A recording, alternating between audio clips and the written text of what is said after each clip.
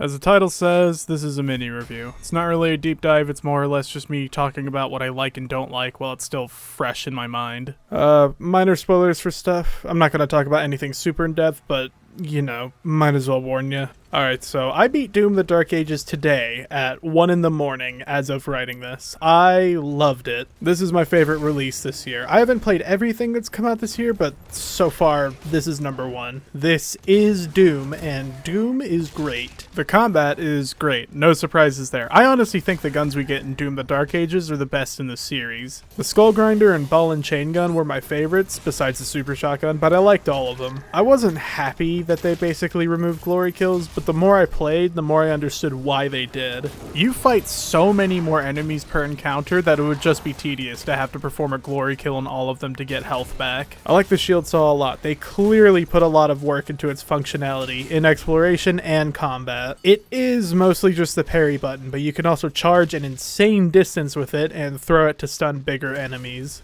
I like the enemies a lot too. I'm pretty sure it's mostly the same roster from previous games, but they feel a lot more primal design-wise, which makes sense, it is a prequel. The leader enemy fights and morale fights are a nice touch too. I always liked it when one of them showed up. I like the boss fights too. They blow the previous game's bosses out of the fucking water. The only thing I kinda didn't like was how many enemies had like the energy wall attack. If you've played the game, you know what I'm talking about. It made it kind of hard to see what was in front of me, and sometimes I just got domed by something I couldn't account for because of all the shit on my screen from one enemy. The shield can only block so much damage before needing a recharge, and on Ultraviolence, it goes down quick. That's the difficulty I played on. It felt right on for how difficult the game should be. I never felt like anything was really unfair. I like the levels. There seems to be two different kinds, more closed traditional levels, and then kind of open world ones. I liked both of them, but I drove myself crazy on the open world ones, trying to 100% them, which was absolutely my fault, but it's not super clear how far you actually had to go into the level to unlock certain things. I was super afraid of accidentally going past a point of no return and not being able to get upgrade materials. My favorite levels were the Cthulhu-themed ones, by the way. They do some fun stuff with them. I actually liked the gimmick levels,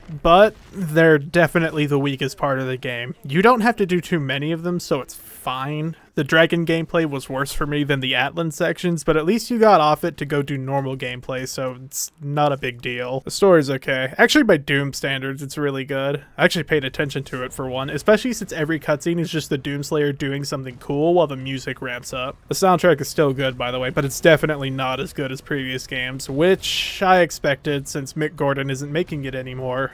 Unfortunately, I would not want to be the guy that has to fill those shoes. Some of the tracks did remind me of OG Doom, which might have been intentional, but I don't know. Overall, I think the game is really good, and I do recommend it. I'm glad the developers decided to experiment with this game instead of just making Doom Eternal 2. That's not a knock against Doom Eternal, it's just, if I wanted to play it again, I'd just go play it again. Were I to give Doom the Dark Ages a score out of 10, it'd be an 8.5, and among the new trilogy, this would be second place. Definitely above 2016 and slightly below Eternal in my opinion, but your opinions may vary. And hey, if you're unsure about whether or not to buy this, which you probably are because I barely talked about it, maybe go watch a full review. And that's the end of the first video in this new series. I think I'm going to do this from now on for relatively new releases. Just get my scattered thoughts out while I'm still thinking about it, you know?